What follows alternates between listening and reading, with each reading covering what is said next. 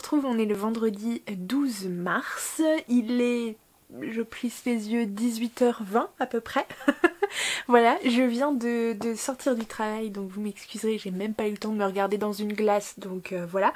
Mais je voulais vous reprendre parce que je viens de recevoir un colis, de me gratter l'œil aussi. Bref, je viens de recevoir un colis. Si vous avez regardé mes vidéos précédentes, vous avez pu voir la préparation de mon petit colis pour Pauline du compte Instagram Chat des Livres, puisque on a participé au swap d'hiver organisé par Estelle du compte Petite Lectrice, donc qui est un échange en fait de colis livresques avec des goodies, des petites gourmandises et tout. Et là, je viens de recevoir du coup celui qu'elle m'a envoyé, donc je vous avoue que je suis super excitée de découvrir du coup ce qu'elle a bien pu me concocter, donc j'ai hâte, j'espère que ça va vous plaire et je vous propose qu'on découvre tout ça ensemble.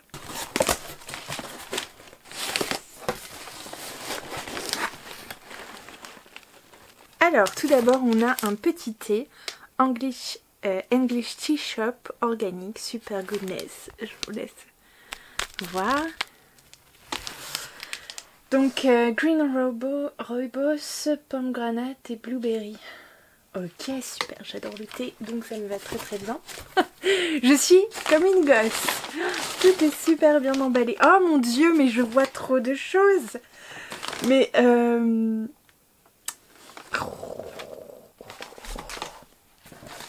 alors, je vois déjà plein de thé. J'adore Green. Alors ça c'est ma petite marque Yogiti. Alors du coup c'est trop rigolo parce que on se retrouve vachement sur ça. En fait je lui en ai envoyé tout un tas de cette marque là parce que bah, je l'adore. Donc bah, c'est trop chouette. De la tisanière, du pH balance, Luca Cleanse. J'adore. Ok, oh là là là là, trop gâté, trop gâté. Je vois des petites choses comme ça. Des petites papillotes. Ou les petites gourmandises. Ou les petites... Oh, ça c'est cool ça. Ça et les trucs d'immunité, c'est génial.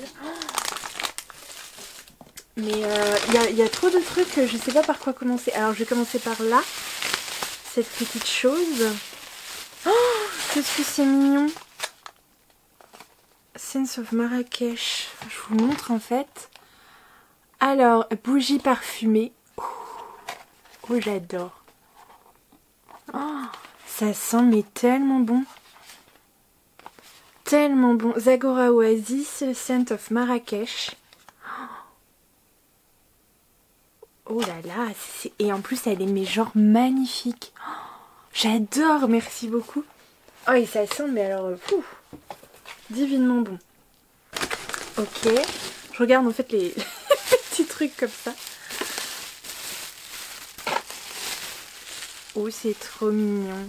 Do more of what makes you happy. Je suis tout à fait d'accord. Oh, c'est trop. Donc là, c'est un petit mug, du coup. Magnifique en plus. Très joli. Et j'aime beaucoup, du coup, j'aime beaucoup en fait la maxime, le dicton. Alors, je vais le mettre genre ici pour pas le faire tomber, ça pourrait m'arranger. Ah alors ça c'est trop marrant parce que du coup je lui ai envoyé une carte de cet artiste aussi. Je la reconnaîtrai entre mille, j'en suis sûre. C'est bah oui, c'est Letty du Prince au petit pois. Je me demande même si celle-ci je l'ai pas. Donc bah voilà, bah, je l'adore. À la pomme de pin, j'adore. Alors tu trouveras dans ce... Donc c'est un petit mot qu'elle m'a écrit. Tu trouveras dans ce petit colis 2 livres que j'ai adorés. J'espère qu'ils te plairont. J'ai ajouté quelques petits goodies ainsi que des gourmandises pour t'accompagner dans tes lectures, Pauline. Merci beaucoup Pauline. C'est trop gentil, j'adore. J'aime beaucoup, tu m'as beaucoup gâtée. Ouh, oui. Alors Cottage, Fantôme et Guet-apens d'Anne Granger. Des éditions 10-18. J'en ai beaucoup entendu parler, je l'avais mis dans ma palle quand il est sorti. Donc c'est un petit meurtre entre gens de bonne compagnie. J'aime beaucoup. Du coup, enfin voilà, c'était l'un des titres aussi qui m'avait fait très envie à sa sortie. Donc bah, très contente de pouvoir le découvrir. Et j'en pioche un autre. Ah! Un classique, Agatha Christie, La mystérieuse affaire de Styles, lorsque la richissime Emily Inglethorpe est retrouvée empoisonnée dans son manoir de Styles. C'est Styles, hein, c'est sûr.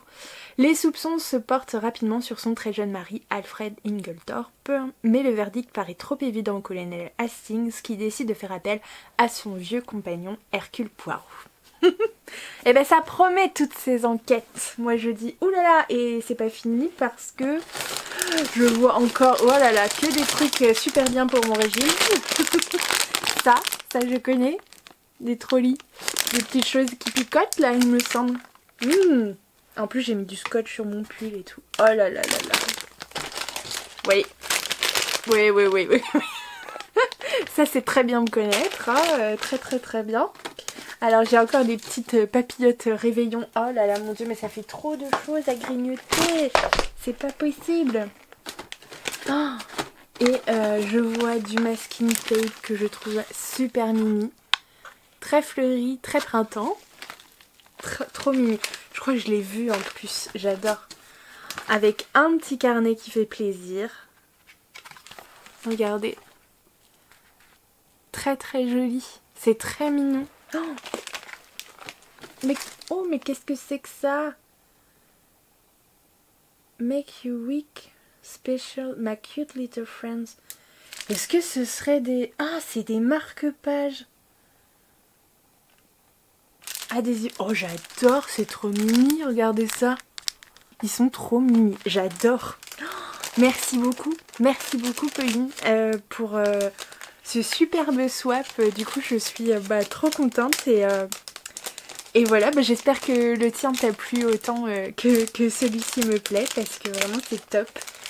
Du coup, merci beaucoup. Vraiment, j'ai adoré faire ce petit swap. Voilà, organisé par Estelle, c'était vraiment chouette. Du coup, j'ai l'impression que c'est Noël ou mon anniversaire. Donc voilà, moi j'adore ça. Écoutez, si le cœur vous en dit, n'hésitez pas à participer également. Parce que pour le coup c'est vraiment chouette et j'ai hâte de faire ces petites lectures du coup de Cottage Fantôme et Guet-apens d'Anne Granger et de lire évidemment du coup ce grand classique d'Agatha Christie, donc La mystérieuse affaire de Styles. Vraiment j'ai hâte. J'ai vraiment hâte et puis en plus du coup ça va aller dans ma petite collection d'Agatha Christie. Voilà, là j'ai le carte sur table et j'en ai un autre aussi et voilà, ça va être chouette, il va rejoindre ma bibliothèque et j'en suis très contente. Merci beaucoup. Sinon, pour revenir sur mes lectures en cours, je vous avoue, alors je les ai pas sous la main donc on imaginera. Je suis toujours dans ma lecture commune du tome 2 de La ville sans vent d'Éléonore de Villepoix aux éditions Hachette Roman que j'ai enfin démarré.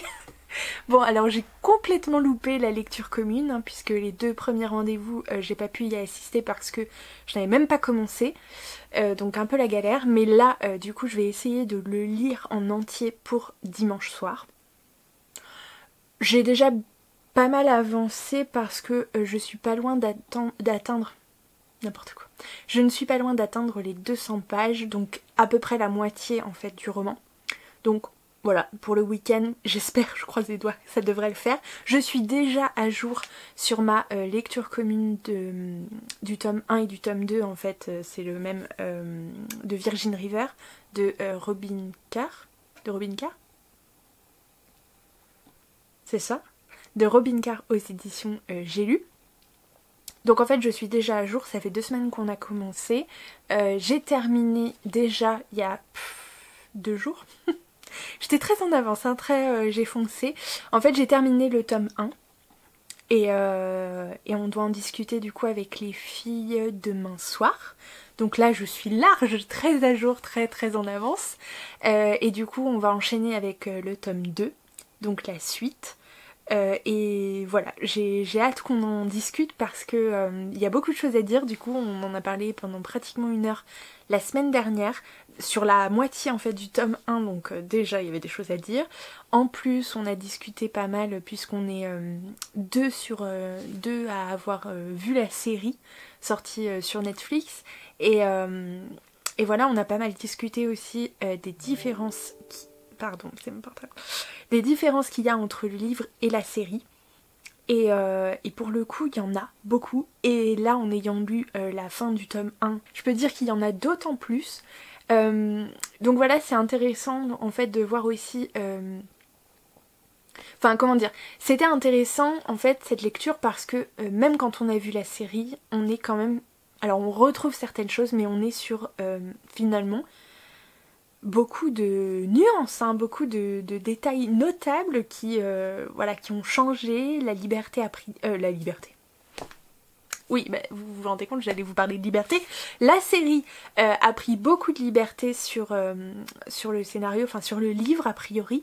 Parce que bon, je marche quand même sur des œufs parce que je me dis, il y a des choses qui peuvent nous être en fait annoncées un peu, vous voyez, plus tard, de but en blanc. Je m'y attends un peu. Ou pas du tout, enfin si pas du tout, du coup ils ont vraiment pris de grosses libertés dans la série par rapport du coup au livre. Parce qu'il y a vraiment des grosses différences.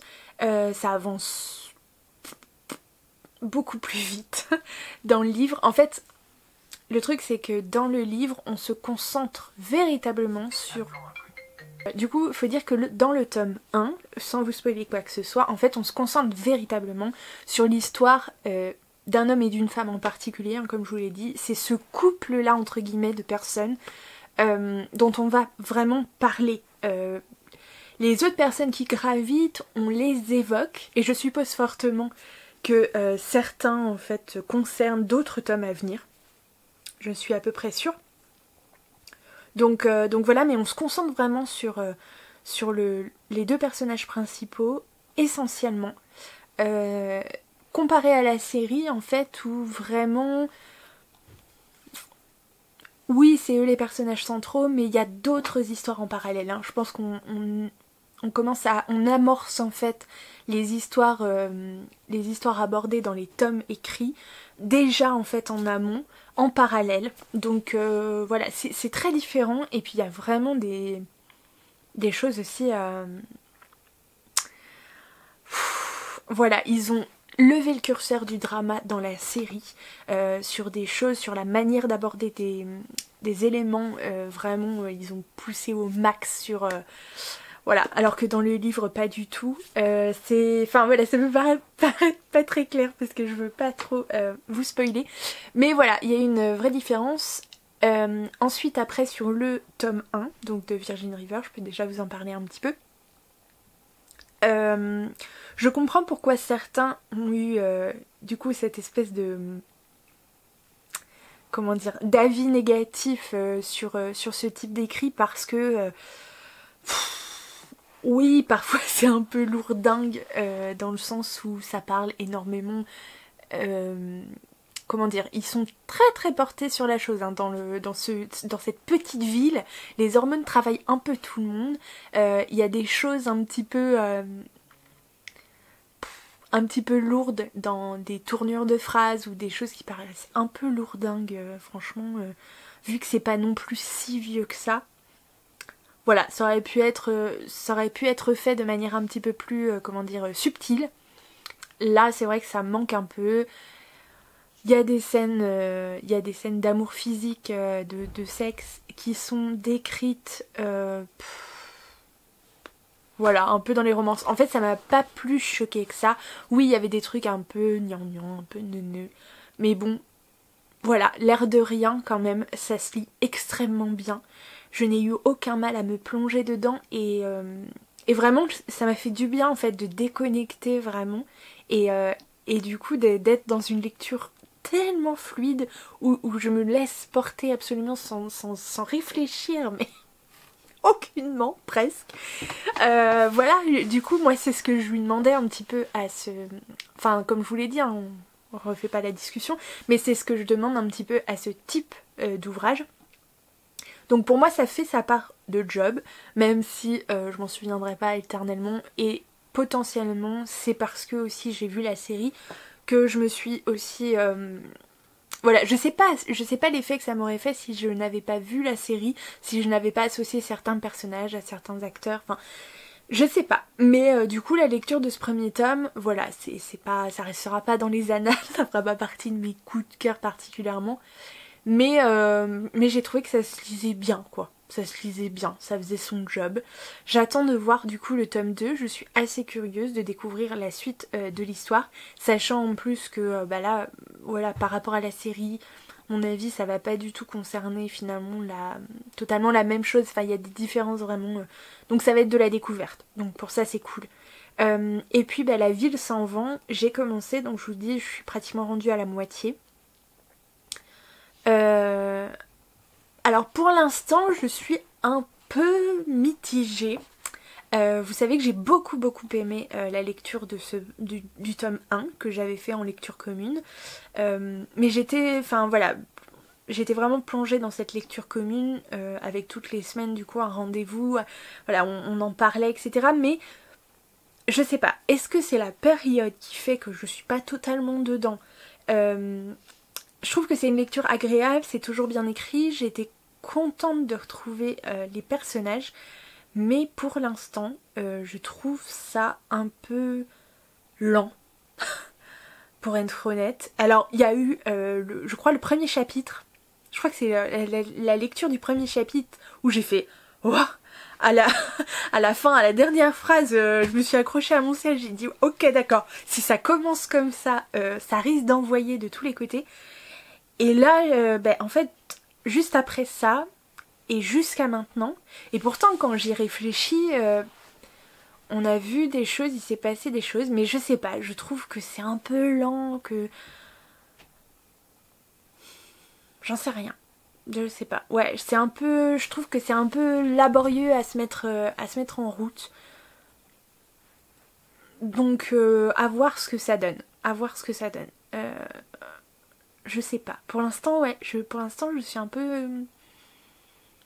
mi-figue mi-raisin. Quand je suis dedans, ça se lit bien, mais voilà, pas pour l'instant, pas un gros coup de cœur. Donc on verra. Je vois qu'on est à 21 minutes, donc je vais arrêter de parler, c'est n'importe quoi. Écoutez, je vous retrouve très bientôt. J'espère que vous faites de bonnes lectures. J'ai hâte d'en savoir plus. Je vous fais de gros bisous, à plus tard. Coucou, je vous retrouve. On est le samedi 13 mars, ça doit être ça. Il est midi et demi, 13h, je ne sais plus, à peu près. Bref, je vous retrouve du coup très rapidement pour vous parler un petit peu de ma lecture de La Ville sans vent, donc le tome 2 d'Éléonore de Villepoix, chez Hachette Roman. J'en suis à la page 246. J'ai pas mal lu hier, enfin hier soir plus précisément. Après avoir débauché, je me suis vraiment posée et j'ai beaucoup lu, façon de parler, mais plus d'une centaine de pages. Donc plutôt contente. Plus d'une centaine de pages ou je dis des grosses bêtises? Non, pas du tout. Mais j'ai un peu lu, j'ai un peu avancé, donc j'étais quand même contente. Et du coup, par rapport à mon avis, mes impressions, mes premières impressions dont je vous avais parlé, ça va mieux. C'est une bonne nouvelle, ça va mieux. Alors sans vous dévoiler quoi que ce soit, pas de spoil ici, en fait il y a plusieurs personnages qui ça y est maintenant sont rassemblés au même endroit et pour le coup en fait c'est étonnant ça, mais d'un coup en fait ça fonctionne mieux. Je crois que c'est l'alchimie entre ces différents personnages qui crée toute la dynamique en fait du récit, toute la dynamique de l'histoire. Franchement, je vous l'ai dit au début, en fait, il y a des personnages qui sont à des endroits différents et donc on les suit plus ou moins alternativement. Et voilà, je trouvais que c'était un peu lent à se mettre en place, c'était... C'est pas que c'était pas bien, c'est juste que voilà, j'avais pas cet élan. Et là maintenant qu'ils sont rassemblés, du coup je dois avouer qu'il y a... Voilà, je retrouve cette dynamique un petit peu que j'avais beaucoup appréciée dans le tome 1. Donc j'espère que ça va durer du coup. Et voilà que du coup je vais beaucoup aimer la fin. Après j'en doute pas trop parce que... Voilà, vu comment s'est déroulé le premier tome, je me dis qu'il y a encore pas mal de surprises que nous réserve l'autrice. Enfin voilà, je le sens un peu comme ça. Donc voilà, j'y suis profondément bien, mais je vous dis, toute la magie... Enfin j'ai l'impression, en tout cas pour moi, c'est l'effet que ça me fait, toute la magie réside en fait dans l'alchimie de ces différents personnages. et on n'est pas du tout sur une histoire de romance ou quoi, hein, rien à voir. Mais voilà, bah, ces personnages en fait fonctionnent, mais fonctionnent ensemble. Voilà, c'est cette impression qui ressort du coup chez moi à l'heure actuelle, là au moment de voilà la page 246, c'est l'effet que ça me fait. Bref, je vous prends aussi rapidement parce que pouf, j'ai reçu un colis. Je sais ce que c'est. Hein. Je le sais. Normalement, je le sais. Et en plus du premier coup, je suis trop forte. Tadam. Donc voilà, du coup je l'ai commandé sur ce site là en particulier, vous savez je vous en parle à chaque fois, j'essaye d'éviter un maximum, surtout que j'ai une petite librairie indépendante vraiment juste à côté, donc voilà je passe pratiquement exclusivement par eux, même quand je dois commander, mais voilà il y a certaines fois où certains types de livres ne sont pas disponibles, donc voilà je passe chez le géant chez le géant et donc là c'était voilà l'un des sites en tout cas sur les, je dis pas que c'est le seul, mais qui proposait encore la version reliée, donc c'est The Bone Season, donc le tome 1 saison d'os de Samantha Shannon chez De Saxus. C'est encore une histoire de chez De Saxus, enfin une édition de chez De Saxus. Vous savez, Samantha Shannon, c'est l'autrice du Prieuré de l'Oranger, que j'ai beaucoup aimé l'année dernière. Ça a été un de mes coups de cœur de l'année 2020. Et j'étais assez curieuse de découvrir du coup cet autre titre, bon, qui est encore sous blister, alors je vais peut-être l'enlever. Et je m'étais pas trop décidée jusque là, je sais pas, voilà, l'histoire est complètement différente, hein, rien à voir, on est sur pseudo-fantasy je crois, mais je sais même pas si c'est pas de la SF, hein. Bref, à voir, j'ai pas trop envie de me replonger dans le résumé, je voudrais me laisser un peu la surprise, par contre il est juste magnifique, un truc de fou, en hardback en plus. Franchement, De Saxus a envoyé très fort hein, quand même en 2020 là, avec des sorties complètement ouf et en plus du coup avec des versions reliées hardback etc. Donc c'était très fort de leur part, un peu à la sauce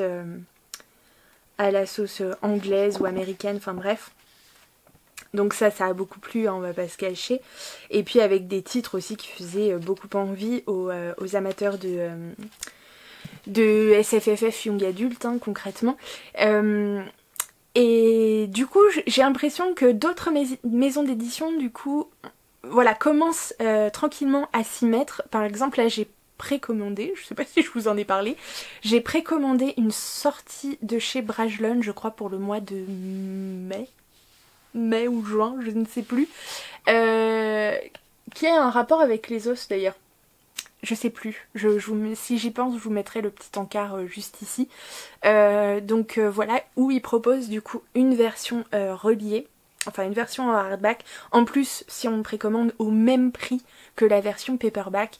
Donc ça fait quand même plaisir, hein, on va pas se cacher, donc voilà. Et du coup tout ça pour vous dire que donc j'étais pas trop... Enfin j'étais pas... Comment dire, c'est pas que j'étais pas hypée ou que j'en avais pas envie, mais voilà, j'étais pas trop décidée, c'était pas une urgence. Et en fait, j'ai vu que le tome 2 allait sortir là aussi, je crois que si je me trompe pas, je crois que c'est au mois de mai. Ouais, mais non, en fait.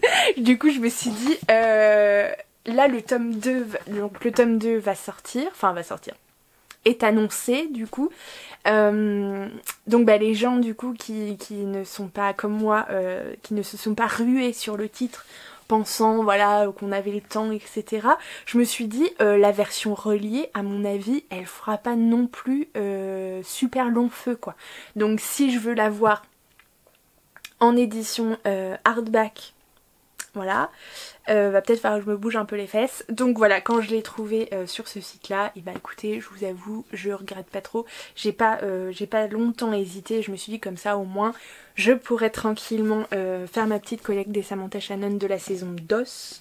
Et en plus qui est vraiment super chouette. Enfin qui est, je veux dire, au niveau du travail éditorial, c'est quand même très sympa quoi. Je vous mets un petit coup de résumé si jamais vous vouliez faire pause. En enfin voilà la petite réception du jour qui va rejoindre ses petits copains des éditions de Saxus que je n'ai toujours pas lu. Donc pour être honnête, j'ai lu Le Prieuré de l'Angers, donc l'année dernière. J'ai l'année dernière commandé La 9e maison de Lee Bardugo, évidemment. Donc voilà, qui est encore dans ma palle, que je n'ai pas encore lu. Et puis il y a j'ai aussi un hardback, Le Royaume assassiné, d'Alexandra Christo. Je m'en souviens encore. Donc voilà, qui me reste à lire. Voilà. Sinon des deux Saxus, je crois que c'est tout parce que comme je vous l'ai dit du coup sur mon petit mea culpa sur la dernière vidéo, donc sortie livresque, j'avais pensé précommander le S.A. Chakraborty, donc qui est la cité de Letton, qui était annoncé pour l'hiver 2021 et en fait non, qui a été repoussé. Hein. Donc repoussé, on ne sait pas encore. Voilà, De Saxus m'a bien dit que voilà, ils annonceraient la sortie, qu'il fallait vraiment attendre l'ouverture, enfin leur annonce d'ouverture des précommandes pour précommander parce que sinon ça va vraiment cafouiller. Donc voilà, pour nous, hein. Pas forcément pour eux, mais pour nous c'est clair. Donc voilà, ils m'ont dit non, vraiment attendez. Parce que pour l'instant c'est pas voilà, tant qu'on l'a pas annoncé c'est pas la peine de se lancer sur les précommandes. Ensuite du coup bah si, il y a le The Guinevere Deception, bref le truc sur Guenièvre aussi là, qu'ils ont plus ou moins annoncé après, pas de date précise je crois pas encore, mais voilà celui-ci je crois qu'il y coupera pas non plus. Il me fait beaucoup envie. Voilà, parce que au-delà du mythe arthurien, etc., que j'ai toujours beaucoup aimé, j'ai toujours un peu crissé des dents avec le personnage de Guenièvre. Et voilà, là je trouve que c'est une chouette idée. Enfin en tout cas c'est prometteur de partir sur une histoire du coup où Guenièvre n'est pas simplement la Guenièvre qu'on connaît. Et voilà, un peu badass et tout, je trouve que ça peut être très chouette. Donc voilà, celle-ci, je vous le dis, cette sortie me fait terriblement envie, comme la cité de Letton, que j'avais précommandé mais non en fait. Donc comme j'ai annulé ma précommande de la cité de Letton, du coup je me suis dit bon bah je peux commander The Bone Season, et j'avoue que j'ai précommandé aussi Les Saisons de la Tempête. Pour fin mars. Voilà. Mais par contre la précommande, j'ai pu la passer du coup via mon libraire indépendant. Et ça c'est cool. Donc voilà. Et je suis en train de voir que ma bibliothèque de piles à lire est en train littéralement d'exploser. Donc je ne sais pas. J'avoue que je ne sais pas quoi faire. Est-ce que je rachète une bibliothèque et du coup je dors je dors au sein de mes livres, je ne sais pas. Je ne sais pas. Bon, j'ai encore un tout... Non, j'ai pas de place. Disons que je peux encore littéralement, si je joue au Tetris, en caler 2-3 quelque part, mais on va vite arriver à saturation. Donc là, il va y avoir des choix à faire et je ne peux pas. Je ne peux pas, au secours, je ne peux pas. Donc voilà, sinon ce que je voulais vous dire aussi, je pense que je vais plus vous en parler sur Insta, mais au cas où, je fais un petit post ici. Mon emploi du temps au niveau de mon travail va changer clairement. Je vais avoir, c'est le cas de le dire, 2 fois plus de travail. Et donc concrètement, le planning en fait de sortie vidéo YouTube que j'ai tenu voilà ces dernières semaines voire derniers mois, voilà évidemment qu'il va changer. Je vais vous proposer en général 2 vidéos par semaine. C'est clair que je vais passer à 1 par semaine, voire à 1 toutes les 2 semaines peut-être, on ne sait jamais, peut-être avec des semaines où il n'y aura rien, mais je vous le dirai tout simplement. Et je pense que du coup ça va me permettre par contre d'être plus active sur Instagram, donc si vous ne me suivez pas là-bas, eh bien n'hésitez plus, c'est peut-être l'occasion pour qu'on s'y retrouve plus régulièrement parce que c'est l'instantanéité, donc c'est beaucoup plus facile, il n'y a pas de montage. Pour vous faire voilà des petites vidéos rapides, les posts avec mes avis évidemment sur mes lectures, même si ça me prendra toujours un peu de temps, mais je me dis que ce sera peut-être voilà, plus simple et donc voilà, comme j'étais un peu plus active avant de passer sur YouTube. Bref, donc voilà, YouTube, ça continue évidemment parce que ça me plaît beaucoup et d'avoir aussi vos retours et de pouvoir apprécier aussi les contenus, ça me fait super plaisir et voilà, c'est un échange, ça me plaît énormément donc évidemment je ne vais pas arrêter. Par contre le rythme, voilà. Mais bon, en même temps, ça vous laissera le temps de voir les vidéos de 49 minutes. Oh, c'est terrible, mais c'est terrible. En fait, je parle trop. Donc, je m'arrête. Donc voilà, on en discutera, on en rediscutera évidemment. Mais ne soyez pas surpris. Et j'espère que voilà, vous ne m'en voudrez pas non plus. De ralentir légèrement le rythme. Surtout là au début où je vais devoir un peu prendre mes marques et tout. C'est normal. Donc voilà, je vais me concentrer quand même sur le travail évidemment et puis voilà, en fonction du temps que j'aurai, qui me restera pour la lecture déjà parce que si je ne lis pas en fait, je ne peux pas vous parler de livres, c'est évident. Donc voilà, en fonction du temps qu'il me restera, voilà, je vous sortirai des vidéos.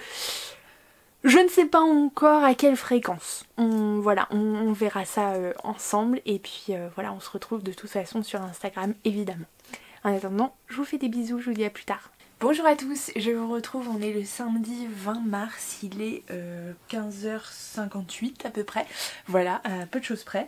Je vous retrouve évidemment pour vous parler de livres.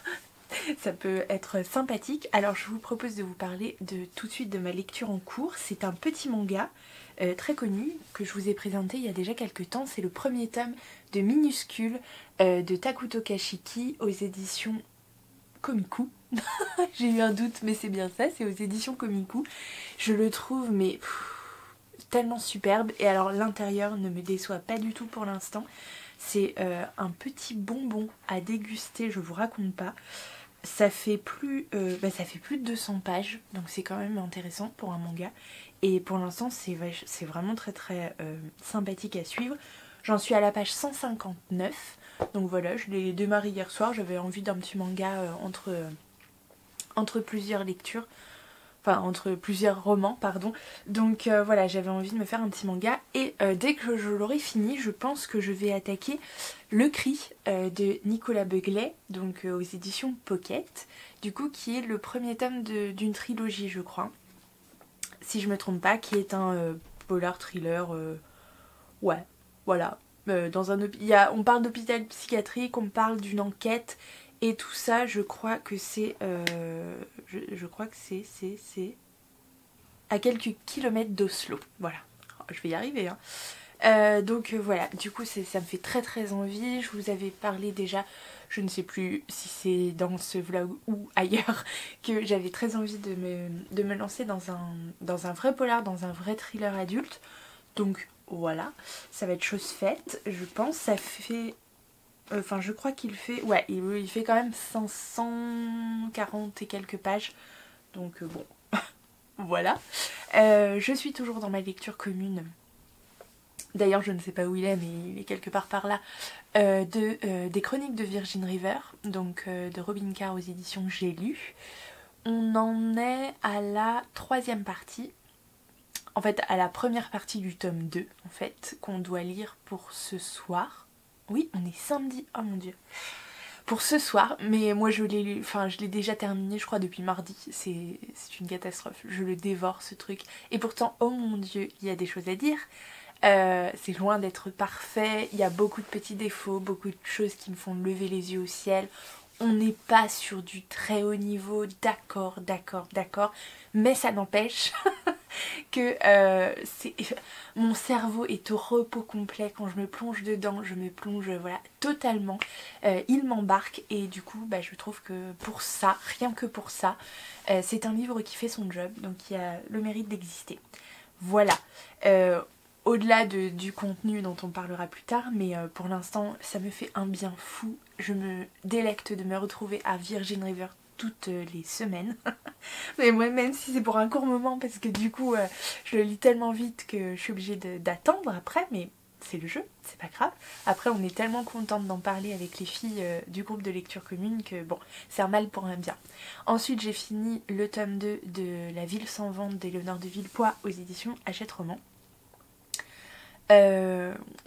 je pense que j'en parlerai dans un point lecture rapide, mais voilà, petite déception sur ce tome 2, même si j'ai trouvé qu'il avait quand même, je veux dire, c'était pas mauvais, faut pas exagérer non plus, je pense. Il y a des points positifs, mais c'est vrai que évidemment on compare au tome 1, et le tome 1 avait tellement été presque un coup de cœur, hein, voilà, peut-être pas un coup de cœur, mais vraiment une très très bonne lecture. Il était extrêmement bien construit, ça avait été vraiment une très chouette lecture, et en plus une lecture commune. On avait vraiment tout adoré. L'univers que proposait l'autrice, les personnages, ce foisonnement au niveau de son univers construit, etc. C'était tellement chouette. Que bon, du coup, je pense que ce tome 1 malheureusement va souffrir un peu de ce tome 2, parce que c'est vrai que dans ce tome 2, il y a un problème de rythme, vraiment, à mon sens, hein, ça n'est que mon avis. Mais pour moi, il y a un vrai problème de rythme. J'ai l'impression, en fait, ça m'a donné l'impression que le livre vraiment était construit en 2 parties. Une première, et là, pour le coup, j'ai analysé après, peut-être que ça vient de là. Les personnages dans la première partie de ce tome 2, les personnages principaux, sont séparés, en fait, sont à 2 endroits différents. Et donc on les suit plus ou moins alternativement.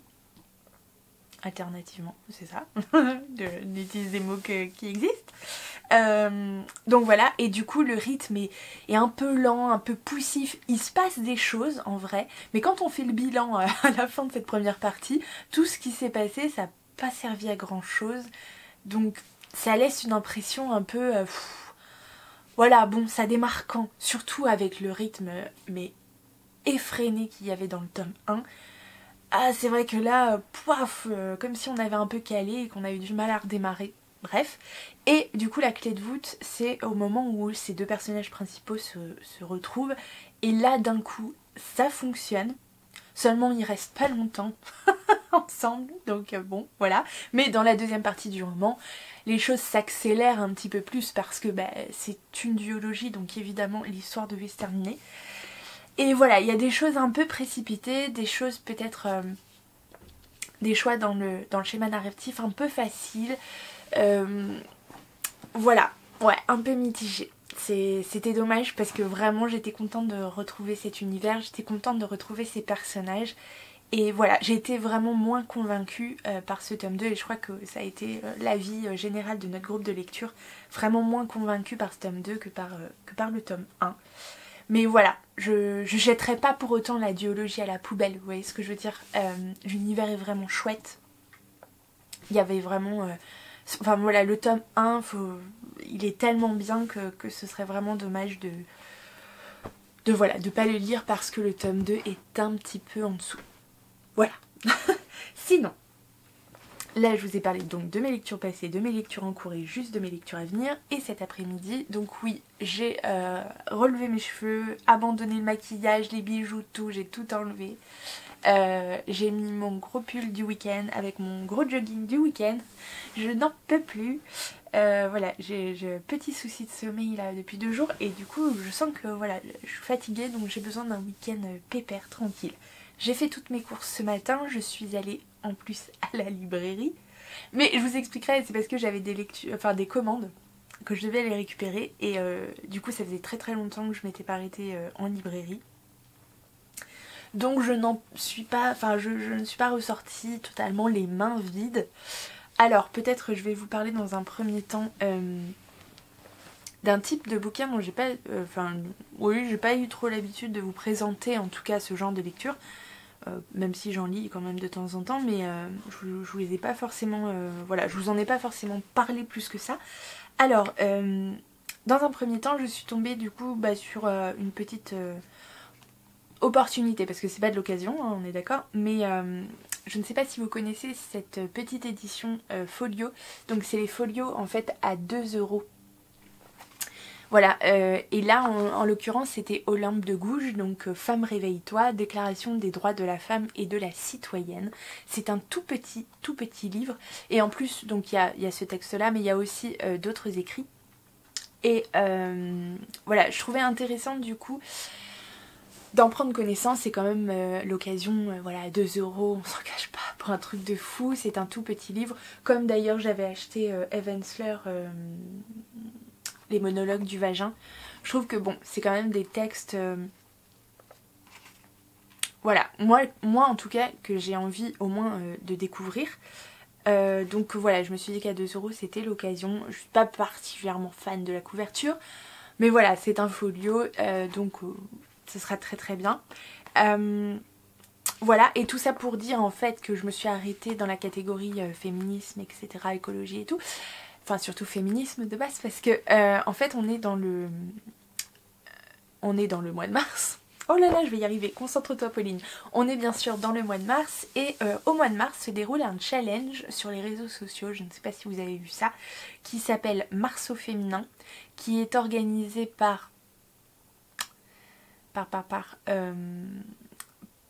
du coup je ne sais plus, mon dieu j'ai oublié son nom, c'est une catastrophe. Flowen Books. Si c'est pas ça, pardon, je vous remettrai le nom du coup de cette influenceuse juste ici. Donc voilà, elle organise du coup un challenge littéraire, donc Mars au féminin, avec... voilà, je vous laisserai voir tout ça. Et je me suis dit, bon bah quand même, la thématique, moi j'y participe pas, parce que voilà, j'ai pas prévu d'y participer cette année, mais peut-être à venir. Et je me dis, bah après tout, rien ne m'empêche quand même de lire durant ce mois des lectures, voilà, entre autres. Donc c'est pour ça qu'au début, je suis allée faire un petit tour dans cette partie de la librairie ici. Et je suis en fait tombée sur des ouvrages qui m'ont trop hypée. Mais genre trop. Alors je suis tombée sur celui-ci par exemple. Je sais pas du tout quand il est sorti. Donc voilà, moi j'en ai pas du tout entendu parler ces derniers temps. Mais peut-être que vous le connaissez déjà du coup. C'est Blues et féminisme noir d'Angela Davis. Donc Gertrude Maroney, Bessie Smith et Billie Holiday aux éditions Libertalia. Que je ne connais pas non plus, pardon, hein, du coup c'est peut-être que voilà, vous connaissez, c'est très connu, mais moi j'avoue que je ne les connais pas. Et là du coup j'ai lu le 4e de couve et je me suis dit oh, ça a l'air trop bien. Alors je vous le lis. Donc ce livre d'Angela Davis est pour moi une révélation et une véritable rééducation. Donc ça c'est Toni Morrison. Angela Davis propose ici une histoire féministe et politique de la musique noire des années 1920-1940, annonciatrice des grandes luttes émancipatrices. Elle explore l'œuvre de Gertrude Maroney, 1886-1939, et Bessie Smith, 1894-1937. La première incarne le blues traditionnel, la seconde le blues classique. Dévalorisées par les spécialistes du blues et du jazz, en général des hommes blancs, ces blueswomen furent les premières rockstars de l'histoire de la musique. Or, elles étaient noires, bisexuelles, fêtardes, indépendantes et bagarreuses.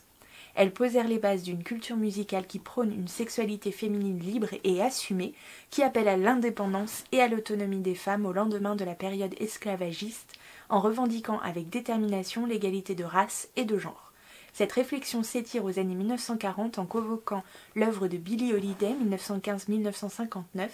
L'autrice réhabilite la conscience sociale de cette chanteuse d'envergure, trop souvent présentée sous le simple prisme des turpitudes de sa biographie. Voilà, et du coup, je trouve que ça a l'air trop intéressant. Personnellement, moi, j'adore la musique, alors je suis pas du tout spécialiste. Mais il y a des grands classiques, des grands standards en fait du jazz que j'ai écouté. J'ai eu ma période jazz pendant un temps, etc. Et Billie Holiday, c'est totalement quelqu'un qui évoque, voilà, c'est une chanteuse qui évoque beaucoup de choses chez moi parce que je l'ai beaucoup écoutée et parce que j'aime beaucoup. Mais au-delà de son histoire, finalement, je m'y suis jamais trop penchée.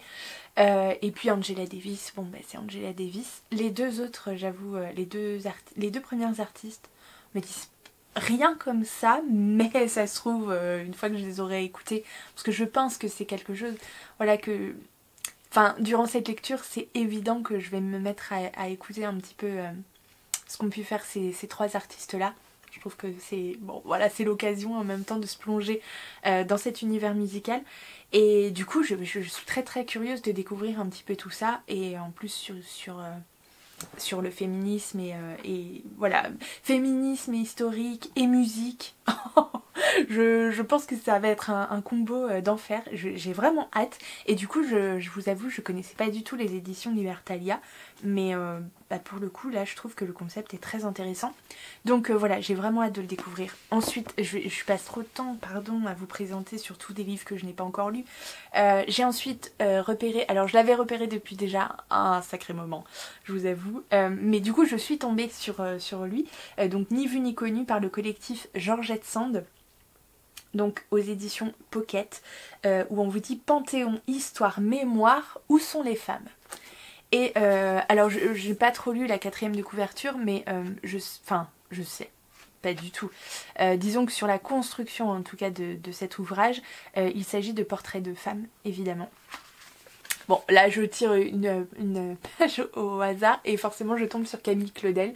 Bon, vous savez que je travaille du coup en l'occurrence dans un musée, donc Camille Claudel c'est quand même une artiste qui me parle, et donc voilà, je vais essayer de pas casser le dos, mais en fait vous allez trouver donc des portraits de femmes, exceptionnels, même si toutes les femmes sont exceptionnelles, bref, voilà, où on va vous présenter un petit peu leur histoire, et puis vous avez un portrait aussi, alors photographique en général, ou non, ou pas que, mais voilà, un petit portrait du coup pour vous présenter ces femmes d'exception. Donc voilà, connaissez-vous Christine de Pisan, Bertie Albrecht ou Rosa Parks? Saviez-vous que c'est une femme qui avant Galilée a affirmé l'existence du système solaire? Non, je savais pas. Une autre qui avant Kandinsky a inventé l'art abstrait? Non. Une troisième qui a terrorisé, n'importe quoi. Une troisième qui a théorisé les pulsions de mort avant Freud? Non. En balayant les légendes, en soulevant les tapis, en fouillant les placards, le collectif Georgette Sand donne à voir et à reconnaître, ou à connaître, 75 femmes, aventurières militantes, artistes, scientifiques, qui ont marqué l'histoire sans qu'on le sache ou que l'on s'en souvienne. Grâce à ces portraits, l'invisibilité n'est plus une fatalité et peut même être désamorcée très simplement. Pour être reconnu, il faut être connu, et pour être connu, il faut être vu. Des portraits drôles, vivants, ils attisent la curiosité et nous, on tourne les pages sans s'arrêter, indispensable. Voilà, je trouve que du coup, ça peut être une lecture assez sympathique, et comme c'est des portraits qui se succèdent, bah voilà, je me dis que ça peut être une lecture qui peut m'accompagner durant plusieurs semaines avec un portrait par jour par exemple. Ça peut être très très chouette. Et cette réflexion-là, en fait, je me la fais tous les jours. Mais voilà, c'est chouette de prendre un petit peu du temps parce que oui, du coup, ce serait bien de les connaître, d'en parler, de pouvoir en parler. Donc voilà. Et alors, du coup, sortie du féminisme, il y avait la cause environnementale juste à côté. Et si vous me suivez du coup sur les réseaux, vous avez peut-être pu remarquer que depuis quelques temps, alors c'est quelqu'un que je suivais déjà un petit peu quand même avant, hein, je le connais depuis... Enfin je suivais un petit peu ce qu'il faisait déjà depuis un moment, mais j'avoue que je le suis plus particulièrement sur les réseaux sociaux là depuis quelques semaines. C'est Hugo Clément. Et du coup j'avais envie de découvrir un peu plus du coup ce qu'il a pu... écrire. Je suis assez curieuse de voir en fait voilà ses ouvrages parce qu'il en a quand même écrit quelques-uns, hein. En l'occurrence celui-ci qui est très connu, le dernier là que j'ai vu aussi mais qui est un grand format et du coup qui était quand même voilà, très cher.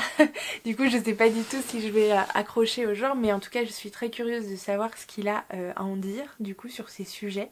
Je trouve que c'est assez intéressant. Alors comme tout, peut-être que je prendrai qu'une partie et pas tout, peut-être que je nuancerai, voilà, peut-être que je serai finalement pas du tout d'accord, j'en sais rien, mais en tout cas j'ai envie de connaître un petit peu ce qu'il a à dire sur ça. Et donc c'est Comment j'ai arrêté de manger les animaux, donc d'Hugo Clément aux éditions Point, et Le pouvoir est dans notre assiette. Du coup il a partagé là beaucoup ces derniers temps, enfin beaucoup. Il a partagé ces derniers temps en fait des vidéos sur le traitement animal. Et c'est sûrement pas les premières ni les dernières d'ailleurs qu'il partagera ou qu'on verra ou etc. Mais c'est des images moi qui m'ont oh là là encore transpercé le cœur et tout. Et je me dis bon, c'est vrai que bah, c'est bien d'être touché, c'est bien... Oh là là, est-ce que je me lance dans une diatribe? C'est vrai que voilà, c'est bien d'être touché, c'est bien que ça... que je trouve pas ça bien, que je trouve pas ça normal, que... Voilà, que j'y réfléchisse régulièrement, mais du coup je me dis, est-ce qu'on ne peut pas faire plus? Est-ce qu'on ne peut pas trouver des solutions sans... Je sais pas, je n'ai pas la capacité scientifique pour dire est-ce que arrêter totalement de manger des produits, enfin de la viande ou autre, enfin bref, est-ce que c'est dangereux pour notre santé? Est-ce que les alternatives qu'on nous propose actuellement sont, sont équivalentes en tout cas en qualité nutritionnelle? Je sais pas, est-ce qu'on a suffisamment de recul pour dire aux gens arrêtez complètement de manger de la viande? J'en sais rien, je sais pas du tout ça, je sais pas. Du coup, je suis très curieuse de me documenter vraiment plus sur le thème. Et en tout cas, quoi qu'il arrive, même si le bilan était que la viande animale voilà, est nécessaire, voilà, je ne sais pas, à notre survie, est-ce qu'on pourrait pas trouver une manière de la consommer de manière plus raisonnée, et de comment dire, et que les filières en fait traitent les animaux avec bienveillance. C'est difficile quand on veut les bouffer, mais je sais pas, avec humanité, enfin là on voit des choses mais c'est horrible, enfin c'est vraiment horrible. Donc voilà, bref, trouver une alternative du coup pour consommer comme tout en fait, de manière plus raisonnée, de manière plus responsable et aussi, j'allais dire humaine, mais c'est même pas le mot parce que, enfin, compatissante, c'est pas ça non plus, mais du coup de manière plus respectueuse en fait, voilà, de la vie animale. Bref, donc je vais commencer. Du coup, j'ai envie du coup de découvrir cet ouvrage-là. Voilà. Ensuite, je n'étais pas du tout allée à la librairie pour ça. J'étais venue donc du coup dans ma petite librairie indépendante récupérer 2 commandes que j'avais passées. Enfin 2 des commandes en fait que j'ai passées. Alors ça n'est pas non plus du tout le genre de bouquin que j'ai l'habitude en tout cas de vous présenter. Mais c'est des bouquins dont j'ai énormément entendu parler, c'est des sorties assez récentes là en l'occurrence et qui me font terriblement envie. Donc je me suis dit bon bah je tente, on sait jamais. Alors c'est Grandir un peu de Julien Rampin, donc ici aux éditions Charleston, donc en grand format. Et voilà, rien que de l'avoir vu passer, d'en avoir entendu beaucoup de gens en parler, d'avoir vu quelques interviews de l'auteur que je dois avouer je ne connaissais pas jusque-là, où du coup je trouve que c'est quelqu'un qui a l'air assez solaire, assez drôle, avec beaucoup d'humour et beaucoup de voilà de sourire dans la voix. C'est pas que le sourire affiché en fait, c'est vraiment le sourire dans les yeux, dans la voix. Et du coup j'avais très envie de découvrir son roman. Je crois qu'il l'a d'abord dans un premier temps je crois auto-édité et ensuite les éditions Charleston du coup voilà ont racheté je pense les droits. Et on va suivre du coup 3 éraflés de la vie vous attrapent le cœur et vous parlent d'humanité avec un sourire. Julien Rampin a déjà tout d'un grand. Une vieille bâtisse en pierre aux volets bleus perchée sur une colline loin de tout, c'est là que Jeanne trouve refuge quand elle décide sur un coup de tête de partir avec sa collection de vinyles sous le bras pour fuir un mari indifférent et une existence qui ne lui ressemble pas. Cette maison est le royaume de Raymonde, une grand-mère fantasque et rebelle à la recherche d'une dame de compagnie, et de Lucas, son petit-fils. Tandis que les chaudes journées d'été défilent, tous 3 s'apprivoisent et vivent une parenthèse enchantée hors du temps. Mais le temps, hélas, ne s'arrête jamais vraiment, et la vie va bientôt les rattraper pour les obliger à grandir un peu. Un roman lumineux et profond qui nous parle d'amour, de perte et surtout d'espoir. Bref, voilà, il paraît que c'est juste époustouflant. C'est pas très très gros comme livre parce que oui, il fait 240 pages à peu près. Voilà, on n'est pas du tout dans une histoire de romance ou autre, hein. C'est vraiment 3 personnages voilà, qu'on va voir certains se rencontrer, se découvrir, s'apprivoiser. Je crois qu'il y a un hommage quand même de l'auteur à sa propre grand-mère. Donc voilà, des personnages un peu atypiques, un peu haut en couleur, un peu... voilà, la vie quoi. Je sais pas. Je pourrais pas vous en faire un résumé, j'ai pas trop envie non plus de me souvenir de tout ce que j'ai entendu à propos de ce livre. Donc voilà, mais je vous en parlerai je pense très prochainement parce que ça me fait très envie. Et puis bah, celui-ci hein, évidemment. Donc c'est Beignets tomates verts de Fanny Flagg aux éditions Cherche Midi. Donc là ils l'ont réédité puisque le tome 2 est sorti.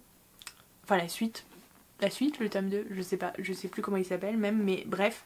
Et apparemment c'est pareil, c'est un classique, c'est un standard à avoir au moins lu une fois dans sa vie. J'en ai tellement entendu parler et en bien ces derniers temps particulièrement, je connaissais pas du tout avant, je vous rassure, que voilà, je me suis dit que ça pouvait être cool. On va en Alabama profonde et du coup sur plusieurs époques et ça a l'air vraiment vraiment chouette.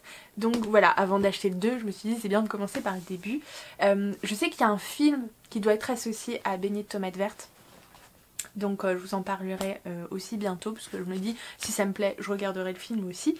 Et je suis allée récupérer aussi le tome 2 de cette BD, donc Zombielénium. Le tome 2 qui s'intitule Ressources humaines d'Arthur de Pin aux éditions Dupuis, qui est juste encore somptueux. Non parce que je vous en ai parlé il y a pas longtemps, le tome 1 m'a laissé un peu... Voilà, bonne lecture mais pas ouf. J'avais besoin vraiment du tome 2 au moins pour vraiment préciser du coup, savoir si j'allais vraiment rentrer dedans ou pas. Mais au-delà, le graphisme est juste superbe et j'en ai profité. Je veux dire, à l'entrée, il y avait ça. Comment vous dire? Je sais pas si vous les voyez bien.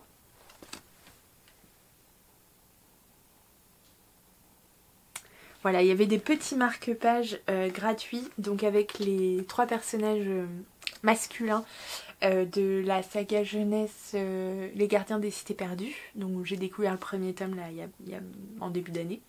Bref, donc voilà, il y a Fitz, Dex et Kif. Et bah du coup je me suis dit mais non mais gratuit les gars, bien sûr que je les récupère. Donc voilà, au niveau de mes lectures, écoutez, je vais vous abandonner là, je vais aller lire un petit peu peut-être. J'ai du montage à faire, j'ai aussi beaucoup de choses au niveau organisationnel à mettre en place. Donc voilà, je vous abandonne, je vous dis à plus tard, bisous.